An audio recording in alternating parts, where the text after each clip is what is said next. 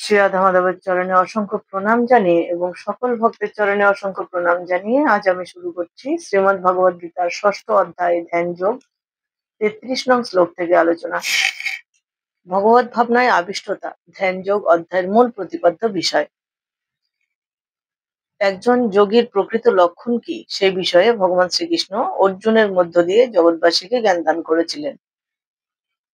অর্জুন ভগবান শ্রীকৃষ্ণকে বলেছিলেন যে মানুষের চিত্ত অত্যন্ত চঞ্চল, তাই যোগ সাধনা করা অত্যন্ত কঠিন, কারণ আত্মাতে মন স্থির রাখা অত্যন্ত কঠিন কাজ। তাই কিরূপে তিনি এই কঠিন কর্ম সম্পাদন করবেন। অর্জুন উবাচ, অর্জুন বললেন, হয়ং যোগস্তয়া প্রোক্ত সাম্যেন মধুসূদন এতস্যাহং ন পশ্যমি চঞ্চল তৎস্থিতিং স্থিরাম। হে মধুসূদন, তুমি সর্বত্র সমদর্শন রূপ যে যোগের উপদেশ করলে, মনের চাঞ্চল্যের কারণে আমি তার স্থায়ী স্থিতি দেখতে পাচ্ছি না। এই কলিযুগের সাধারণ মানুষের পক্ষে গৃহ ত্যাগ করে পাহাড় পর্বতে অথবা বনে জঙ্গলে গিয়ে নির্জন স্থানে যোগ অভ্যাস করা কখনোই সম্ভব নয়, কারণ এই যুগের মানুষ স্বল্প আয়ু বিশিষ্ট। জীবনের জন্য তাদেরকে তিক্ত জীবন সংগ্রাম করতে হয়। সাধারণ মানুষ অত্যন্ত সরল ও ব্যবহারিক পন্থা অবলম্বন করেও পরমার্থ সাধনের জন্য তারা আগ্রহী হতে চায় না। তাহলে নিয়ন্ত্রিত জীবনযাত্রা, উপবেশনের প্রক্রিয়া, স্থান নির্বাচন এবং জড় বিষয় থেকে মনকে নিরাসক্ত করে অত্যন্ত দুরূহ ও দুঃসাধ্য যোগের সাধনা তারা কিভাবে করবে। অর্জুন ভগবান শ্রীকৃষ্ণের কাছে জানতে চাইলেন যে যোগ সাধন করতে গেলে নির্জন স্থানে আসন স্থাপন পূর্বক ইন্দ্রিয় সংযমের মধ্য দিয়ে মনকে সংযত করে স্থির রেখে নিজের আত্মাতে মনকে স্থির রেখে ঈশ্বর সাধনায় ব্রতী হতে হবে। কিন্তু কলিযুগের মানুষ সেটা করতে অত্যন্ত অসুবিধায় পড়বে, কারণ কলিযুগের মানুষের আয়ু স্বল্প এবং জীবন সংগ্রামে তাদের রত হতে হয়। তাই তারা এই সাধনা কিভাবে করবে। ভগবান শ্রীকৃষ্ণ বলেছেন যে কলিযুগের মানুষের এই কঠিন সাধন পদ্ধতি সম্ভব নয়। তাই ভগবত ভাবনায় আবিষ্ট হয়ে, অর্থাৎ ভগবত জ্ঞান অর্জনের মধ্য দিয়েও ভগবানের সেবায় নিজেকে নিয়োজিত করলে সহজেই ভগবানের ধামে পৌঁছানো যাবে। তাই রাধাকৃষ্ণের মিলিত তনু শ্রী চৈতন্য মহাপ্রভু কলিযুগে সহজ সাধন প্রক্রিয়া বা নাম সংকীর্তন যোগ্য হরিনাম মহামন্ত্রের নির্দেশ দিয়ে গিয়েছিলেন, যে হরিনাম মহামন্ত্র জপ করলে সহজেই ভগবানের ধামে পৌঁছানো যাবে এবং পূর্বকৃত সকল পাপ নষ্ট হবে। চঞ্চলং হি মন কৃষ্ণ প্রমাথি বলবদৃঢ়ম তস্যাহং নিগ্রহং মন্যে বয়োরিব সদুষ্করম। হে কৃষ্ণ, মন অত্যন্ত চঞ্চল, বিক্ষিপ্ত, দুর্দমনীয় এবং অত্যন্ত বলবান। তাই তাকে নিগ্রহ করা বায়ুকে বশীভূত করার মতোই সুকঠিন বলে আমি মনে করি। মন এতই চঞ্চল যে চঞ্চল মনকে কখনোই শান্ত করা কঠিন, কারণ মনের উপরে কখনো কখনো বুদ্ধি আধিপত্য বিস্তার করে বুদ্ধি। তাই মন কখনো কখনো বুদ্ধির দ্বারা চালিত হয়, তাই মন অশান্ত হয়ে যায়। অশান্ত মনকে স্থির করা অত্যন্ত কঠিন কাজ। কৃত্রিম উপায়ে শত্রু ও মিত্রের প্রতি সমদৃষ্টি সম্পন্ন হয়ে মনের ভারসাম্য রক্ষা করার চেষ্টা করলেও কখনো কখনো সংসারী মানুষ তা করতে বিফল হয়, কারণ প্রচন্ড বেগবতী বায়ুকে রোধ করা যেমন কঠিন, তেমনি মনের গতিকেও রোধ করা কঠিন। বৈদিক শাস্ত্রে বলা হয়েছে, আত্মানং রথিনং বিদ্ধি শরীরং রথমেব চ বুদ্ধিং তু সারথিং বিদ্ধি মন প্রগ্রহেব চ ইন্দ্রিয়াণি হয়নার্হুর বিষয়াংস্তস্য গোচরান আত্মেন্দ্রিয় মনোযুক্তং ভক্তেত্তাহুর মনীষিণা। এই দেহরূপ আর রথের আরতি হচ্ছে জীবাত্মা এবং বুদ্ধি সেই রথের সারথি। মন হচ্ছে তার বলগা এবং ইন্দ্রিয়গুলি ঘোরা। এভাবে মন ও ইন্দ্রিয়ের সাহচর্যে আত্মা সুখ ও দুঃখ ভোগ করে। চিন্তাশীল মনীষীরা এভাবেই চিন্তা করেন। বেগবতী বায়ুকে দমন করার ক্ষমতা যেমন কারণ নেই, আর তার থেকে অস্থির মনকে বশ করা আরো কঠিন। মনকে দমন করার সহজ পন্থা প্রদর্শন করে গিয়েছিলেন তাই শ্রী চৈতন্য মহাপ্রভু। সেই পন্থা হলো পূর্ণ দৈন্য সহকারে হরে কৃষ্ণ মহামন্ত্র কীর্তন করা। এটি সম্পাদনের জন্য প্রদত্ত উপায়টি হচ্ছে সবই মন কৃষ্ণ পদারবিন্দ, অর্থাৎ মনকে সর্বতোভাবে ভগবান শ্রীকৃষ্ণের পাদপদ্মে নিয়োজিত করতে হবে। তাহলে আর কোনো কিছুই দ্বারা মন প্রভাবিত হয়ে বিক্ষিপ্ত হবে না। শ্রী ভগবানুবাচ, ভগবান বললেন, অসংশয় মহাবাহ মন দুর্নিগ্রহং চলম অভ্যাসেন তু কৌন্তেয় বৈরাগ্যেন চ গৃহতে। পরমেশ্বর ভগবান বললেন, হে মহাবাহ, মন যে দুর্দমনীয় ও চঞ্চল তাতে কোনো সন্দেহ নেই, কিন্তু কৌন্তেয়, ক্রমশ অভ্যাস ও বৈরাগ্যের দ্বারা মনকে বশীভূত করা যায়।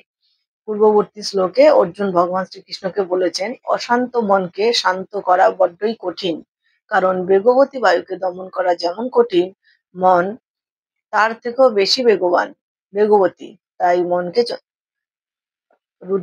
মনকে স্থায়ী করা বা সংযত করা খুবই কঠিন কাজ। তাই ভগবান বলেছেন, অবাধ্য মনকে সংযত করা যায় অভ্যাস এবং বৈরাগ্যের দ্বারা। কৃষ্ণ ভাবনামৃত অনুশীলন করার ফলে নববিধা ভগবত ভক্তির সাধন হয়ে থাকে। এই ভগবত ভক্তির প্রথম ও প্রধান অঙ্গ হচ্ছে কৃষ্ণ কথা শ্রবণ। মনকে সমস্ত ভ্রান্তি ও অনর্থ থেকে শুদ্ধ করার জন্য এটি একটি অতি শক্তিশালী পন্থা। কৃষ্ণ কথা যত বেশি শ্রবণ করা যায়, মন ততই প্রবুদ্ধ হয়ে কৃষ্ণ বিমুখ বিষয়ের প্রতি অনাসক্ত হয়। কৃষ্ণ ভক্তির প্রতিকূল কার্যকলাপ থেকে মনকে অনাসক্ত করার ফলেই সহজে বৈরাগ্যের শিক্ষা লাভ হয়। বৈরাগ্য কথার অর্থ হলো জড় বিষয়ের প্রতি অনাসক্তি এবং ভগবানের প্রতি আসক্তি। কৃষ্ণলীলায় মনকে আসক্ত করার থেকে নির্বিশেষ বৈরাগ্য অনেক বেশি কঠিন। কৃষ্ণলীলার প্রতি আসক্ত হলে সহজেই মন শান্ত হয়ে যায় এবং ইন্দ্রিয় সংযম হয়, কারণ কৃষ্ণ লীলা শ্রবণ করা মাত্রই মানুষের মন এক অপ্রাকৃত আনন্দের অনুভূতি লাভ করে। এই অপ্রাকৃত আনন্দের অনুভূতি লাভ করতে করতে মন কৃষ্ণ লীলা শ্রবণেই স্থিত হয়ে যায়, অর্থাৎ ধীরে ধীরে অশান্ত মন শান্ত হয়ে যায়। ভক্তির প্রভাবে মন বিষয়াসক্তি থেকে মুক্ত হওয়ার ফলে এক অপ্রাকৃত তৃপ্তি অনুভব করে। এই পদ্ধতি অনেকটা কঠিন যোগ সাধন অপেক্ষা সহজ। তাই এই সহজ পন্থায় মনকে ধীরে ধীরে শান্ত করা যায় এবং ভগবত ভাবনায় মনকে চালিত করে ঈশ্বর সন্ধানে পৌঁছানো যায়। অসংজাত মন যোগ দুষ্প্রাপ্য ইতিমেমতি বসত মনত যততা শক্য হবাপ্নুপায়ত। যে ব্যক্তির চিত্ত অসংযত তার পক্ষে আত্মোপলব্ধি দুষ্প্রাপ্য, কিন্তু সংযত চিত্তে যথার্থ উপায়ে সচেষ্ট ব্যক্তি অবশ্যই সিদ্ধি লাভ করেন, সেটি আমার অভিমত। অর্থাৎ ভগবান বলেছেন, যে ব্যক্তির চিত্ত অত্যন্ত অসংযত তিনি আত্ম উপলব্ধির পথে এগিয়ে যেতে পারেন না, কিন্তু সংযত চিত্তে যথার্থ উপায় অবলম্বন করে অবশ্যই সেই ব্যক্তি সিদ্ধি লাভ করতে পারবে। মনকে সংযত না করে কখনোই যোগ অনুশীলন করা যায় না। তাই নিরন্তর ভগবানের অপ্রাকৃত প্রেমময় সেবায় নিয়োজিত করে মনকে অবশ্যই সংযত করতে হবে। কৃষ্ণ ভাবনা মৃত বা ভগবত সেবায় নিয়োজিত না হলে মনকে কখনোই সংযত করা যাবে না। তাই কৃষ্ণ ভাবনাময় হয়ে যোগ অনুশীলন করতে হবে, তাহলেই সহজেই সিদ্ধি লাভ করা যাবে। অর্জুন বললেন, অজ্যোতি শ্রদ্ধা পেত জগৎ চলিত মানস অপ্রাপ্য যোগ সংসিদ্ধিং কা গতিং কৃষ্ণ গচ্ছতি। অর্জুন জিজ্ঞাসা করলেন, হে কৃষ্ণ, যিনি প্রথমে শ্রদ্ধা সহকারে যোগে যুক্ত থাকার পরে চিত্ত চাঞ্চল্য হেতু ভ্রষ্ট হয়ে যোগের সিদ্ধি লাভ করতে অসমর্থ হন, সেই ব্যর্থ যোগীর কি গতি লাভ হয়? অর্থাৎ কোনো যোগী যদি যোগ সাধনা করতে করতে যোগ ভ্রষ্ট হন, তাহলে সেই ব্যর্থ যোগীর কি যোগ সাধনা সম্পূর্ণটাই নষ্ট হয়ে যায়? এ কথা অর্জুন ভগবান শ্রীকৃষ্ণের কাছে জানতে চেয়েছেন। কারণ আত্ম উপলব্ধির পন্থা বা যোগ হচ্ছে যথার্থ জীবের স্বরূপ এবং ভগবানের স্বরূপ উপলব্ধি করা। আত্মা এবং সচ্চিদানন্দময় ঈশ্বর, এই দুটি সম্বন্ধে জ্ঞান লাভই হচ্ছে আত্ম উপলব্ধি। আত্ম উপলব্ধি যথার্থভাবে না হলে কোনো ব্যক্তি তার মনকে সংযত করে ঈশ্বর সাধনায় ব্রতী হতে পারবে না। কেউ যখন জড় বন্ধন থেকে মুক্ত হওয়ার চেষ্টা করে, তখন মায়া বা জড় প্রকৃতি তাকে নানাভাবে প্রলোভিত করে পরাভূত করার চেষ্টা করেন, অর্থাৎ যোগের পথ থেকে তাকে দূরে সরিয়ে নিয়ে যাওয়ার চেষ্টা করে। তাই যোগী যোগভ্রষ্ট হয়। ভগবান শ্রীকৃষ্ণ বলেছেন, যোগভ্রষ্ট হয়ে পড়লে তার পরিণাম কি হয় তা জানার জন্য কৃষ্ণ ভাবনামৃত হতে হবে, অর্থাৎ ভগবত জ্ঞান তাকে লাভ করতে হবে। ভগবত জ্ঞান লাভ করলে যোগভ্রষ্ট ব্যক্তিও ধীরে ধীরে ভগবানের সান্নিধ্যে পৌঁছানোর শক্তি অর্জন করবে। কচ্চিন্নয় ভয় বিভ্রষ্টাশ্চিন্না ভ্রগ্নৈব নশ্যতি অপ্রতিষ্ঠ মহাবাহবি মূঢ় ব্রহ্মণপথি। হে মহাবাহ, কৃষ্ণ যোগভ্রষ্ট ব্যক্তি ব্রহ্মলাভের পথে বিমূঢ় হয়ে পারমার্থিক ও জাগতিক উভয়ভাবেই ব্যর্থতার কারণে আশ্রয়হীন হওয়ার ফলে কি ছিন্ন মেঘের মতো নষ্ট হয়ে যাবে না তো? কেউ যখন পারমার্থিক পথ অবলম্বন করে, তখন তাকে সব রকম জড়জাগতিক বিষয়ের প্রতি আসক্তিহীন হতে হয়। জড়জাগতিক সমস্ত বৈষয়িক কর্ম তাকে পরিত্যাগ করতে হয় এবং তথাকথিত জড় সুখভোগ তাকে পরিত্যাগ করতে হয়। এই পরমার্থ সাধনে সাধক যদি সফল হন, তাহলেই তিনি তার উদ্দেশ্য সম্বন্ধে জ্ঞাত হবেন, তিনি তার উদ্দেশ্যে পৌঁছাতে পারবেন।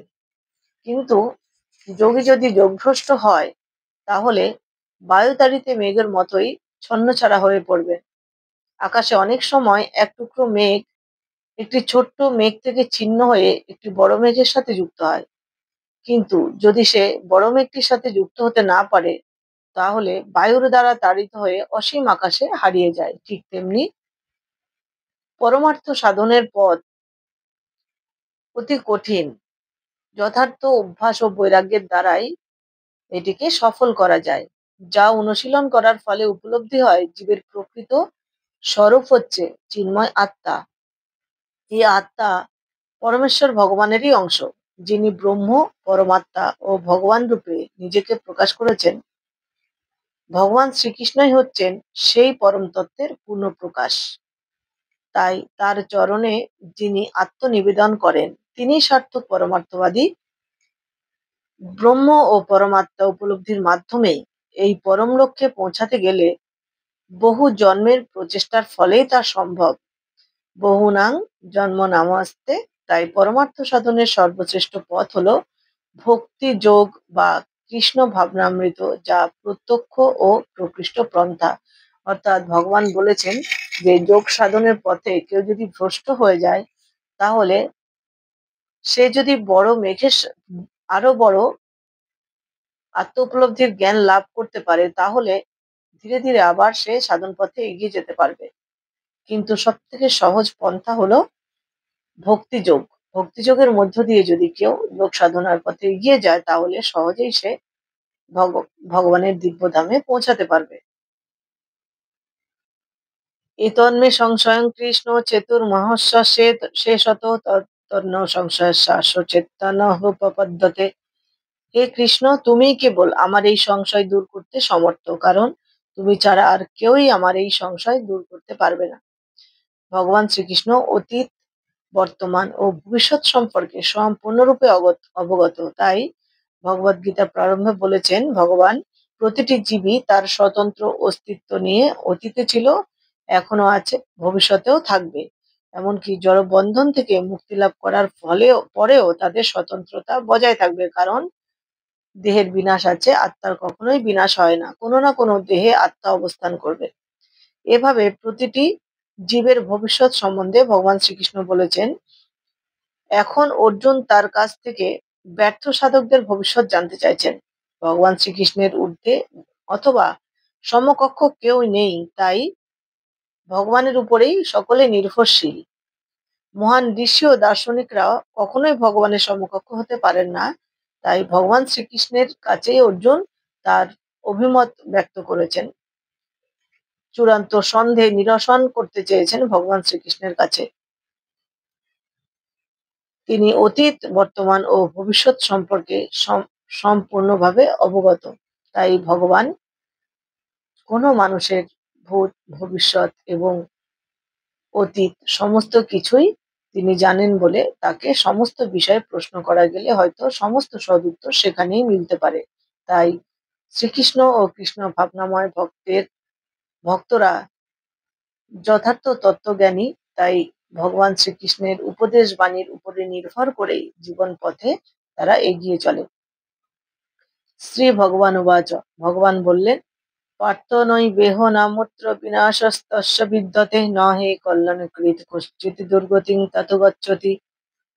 কেউ যদি সব রকম জড়জাগতিক কর্তব্য পরিত্যাগ করে ভগবানের শ্রী পাদপদ্মে শরণাগত হয়, তাহলে তার কোনো ক্ষতি বা পতন পতন হওয়ার কোনো আশঙ্কা থাকবে না। কারণ শুভ অনুষ্ঠানকারী পরমার্থবিদের ইহলোক ও পরলোকে কোনো দুর্গতি হয় না, কল্যাণকারীর কখনো অধোগতি হয় না। তাই ভগবান বলেছেন, শাস্ত্রের বিধান অনুসারে স্বধর্মের আচরণ না করলে তাকে সেই পাপের ফল ভোগ করতে হয়। কেউ যদি যথাযথভাবে পরমার্থ সাধনে ব্যর্থ হয়, তাহলে শাস্ত্র নির্দেশিত স্বধর্ম আচরণ না করার জন্য তার ফল তাকে ভোগ করতেই হবে। ভগবদ গীতায় বলা হয়েছে যে পরমার্থ সাধনে সিদ্ধি লাভ করতে না পারলেও দুশ্চিন্তার কোনো কারণ নেই, কারণ মঙ্গলময় কৃষ্ণ ভাবনামৃত কখনো বিফলে যায় না। পরবর্তী জীবনে অত্যন্ত নিচকুলে জন্মগ্রহণ করলেও ভগবত ভক্তির মার্গ থেকে কখনোই বিচ্যুত তাকে হতে হয় না। একান্ত নিষ্ঠার সাথে স্বধর্মের আচার অনুষ্ঠান করলেও ভগবত ভক্তির অভাবে কারো কোনো কল্যাণই সাধিত হয় না। অর্থাৎ ভগবান বলেছেন, যদি ভগবত ভক্তি বা ভগবত ভাবনা না থাকে, তাহলে কোনো যোগীর পক্ষেই যথার্থ যোগ সাধন সম্ভব হয় না। যোগ ভ্রষ্ট হলে তার উচ্চস্থানে উন্নীত হওয়ার আর কোনো আশঙ্কা থাকে না। কিন্তু উন্নত ভগবত ভাবনার ভাবিত হলে বা ভক্তি যোগ অনুশীলন করার মধ্য দিয়ে ভগবানের ধামে পৌঁছানোর চেষ্টা করলে, তাহলে সেই ব্যক্তি কখনোই অধপতিত হবে না। তার অধপতনের কখনোই কোনো সম্ভাবনা নেই। সে যদি নিচকুলে জন্মগ্রহণও করে, তাহলে একসময় ভগবানের সাথে সে লীন হওয়ার পথে এগিয়ে যেতে পারবে। কারণ ভগবত ভক্তির অভাবে কল্যাণ সাধিত হয় না। ভগবত ভক্তি থাকলে সেই ব্যক্তি ধীরে ধীরে ঈশ্বর সাধনার পথে এগিয়ে যেতে পারে। মানুষ মানুষ হচ্ছে সংযত এবং উচ্ছৃঙ্খল, এই দুই ভাগে বিভক্ত। যে সমস্ত মানুষ পূর্বজন্মের কথা অথবা পারমার্থিক মুক্তির কথা বিবেচনা না করে শুধু পশুর মতো ইন্দ্রিয় তৃপ্তি করার চেষ্টা করে, তাদেরকে ভগবান বলেছেন উচ্ছৃঙ্খল পর্যায়ভুক্ত। আর যারা শাস্ত্রের নির্দেশ অনুসারে ধর্মীয় আচার অনুষ্ঠানের মাধ্যমে জীবনযাপন করেন, তারা সংযত পর্যায়ভুক্ত। যারা উচ্ছৃঙ্খল তারা সকলেই পাশবিক প্রবৃত্তির দ্বারা প্রভাবিত। তাই তাদের ক্রিয়াকলাপ কখনোই মঙ্গলজনক হয় না, কারণ আহার, নিদ্রা, ভয় ও মৈথুনের মাধ্যমে তারা পশুর মতো ইন্দ্রিয় তৃপ্তি করে সুখ খোঁজার চেষ্টা করে। তাই চিরকাল তারা জড়জাগতিক দুঃখ বন্ধনে আবদ্ধ হয়ে থাকে। কিন্তু যারা শাস্ত্রের নির্দেশ অনুসারে সংযত জীবনযাপন করে ক্রমান্বয়ে কৃষ্ণ ভক্তির পর্যায়ে উন্নীত হন, তাদের জন্ম অবশ্যই সার্থক হয় এবং তাদের ভক্তি আত্মাতে সঞ্চয় থাকে।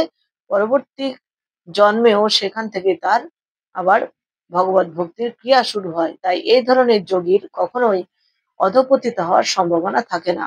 ধীরে ধীরে উচ্চ স্তরে উন্নীত হতে হতে জন্ম জন্মান্তরের সাধন ক্রিয়ার মধ্য দিয়ে একসময় সে ভগবানের ধামে পৌঁছাতেই পারে। যারা মঙ্গলজনক সংযত জীবনযাপন করেন, তাদের তিন ভাগে ভাগ করা হয়।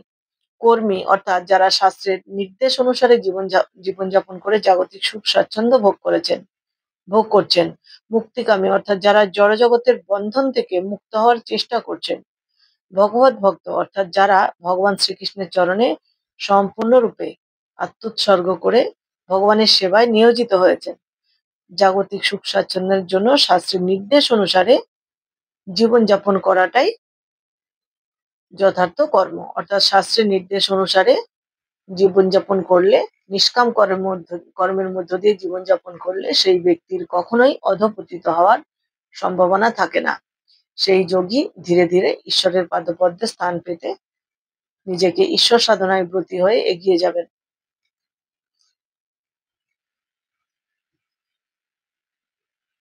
কৃষ্ণ ভাবনাময় কর্ম একমাত্র মঙ্গলময় কর্ম। তাই কৃষ্ণ ভাবনাময় ভক্তিযোগের পথে প্রগতির জন্য যিনি স্বেচ্ছায় সব রকমের শারীরিক অস্বাচ্ছন্দ্য সহ্য করেন, তিনি নিঃসন্দেহে তপনিষ্ঠ যোগী।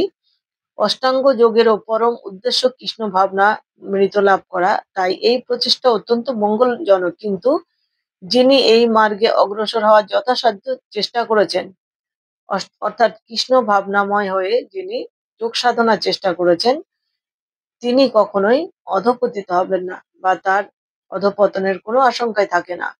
ভক্তিযোগের মধ্য দিয়ে কৃষ্ণ ভাবনাময় হয়ে যোগ সাধনা করলে তিনি একসময় ভগবানের নিত্যধামে অবশ্যই পৌঁছাতে পারবেন। আজ ভিডিওটি এ পর্যন্তই, দেখা হবে পরের ভিডিওতে। নমস্কার, সকলে ভালো থাকবেন, সুস্থ থাকবেন।